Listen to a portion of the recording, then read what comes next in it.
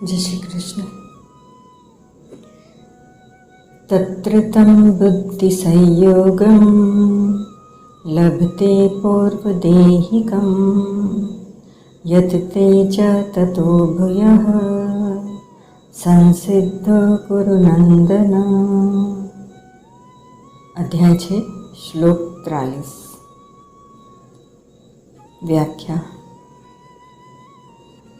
पहला दुर्लभो मानुषो देहो देहिनां क्षण भंगुरः तत्रापि दुर्लभम मन्ये वैकुंठ प्रिय दर्शनम। श्रीमद्भागवत 11:2-29। दूसरा, जब द्रवे दीन दयालु राघव साधु संगति पाइये। विनय पत्रिका 136:10। व्याख्या। तत्र तं बुद्धि संयोगम लभते पूर्वदेहिकम। तत्वज्ञ जीवन मुक्त महापुरुषों के कुल में जन्म होने के बाद उस वैराग्यवान साधक की क्या दशा होती है, इस बात को बताने के लिए यहाँ तत्र पद आया है। पूर्वदेहिकम तथा बुद्धि संयोगम पदों का तात्पर्य है कि संसार से विरक्त उस साधक को स्वर्ग आदि लोकों में नहीं जाना पड़ता। उसका तो सीधे योगियों के कुल में जन्म होता है।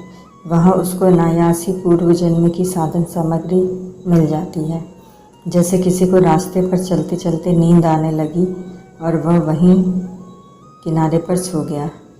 अब जब वह सोकर उठेगा तो उतना रास्ता उसका तय किया हुआ ही रहेगा। अथवा किसी ने व्याकरण का प्रकरण पढ़ा और बीच में कई वर्ष पढ़ना छूट गया।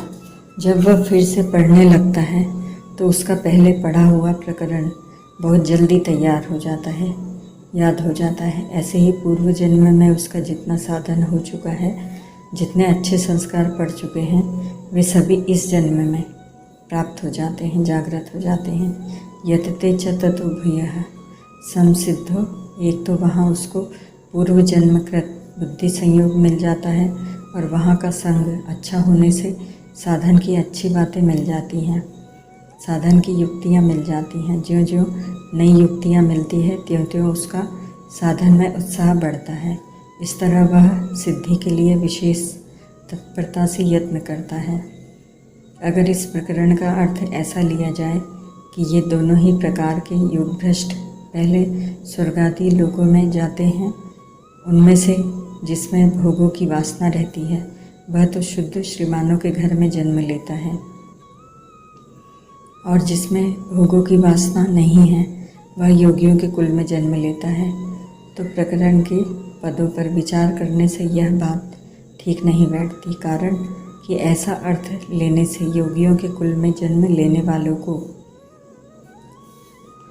पूर्वदेहिक बुद्धि संयोग अर्थात पूर्व जन्मकृत साधन सामग्री मिल जाती है, यह कहना नहीं बनेगा। यहाँ पूर्वदेहिक कहना तभी बनेगा जब बीच में दूसरे शरीर का व्यवधान ना हो।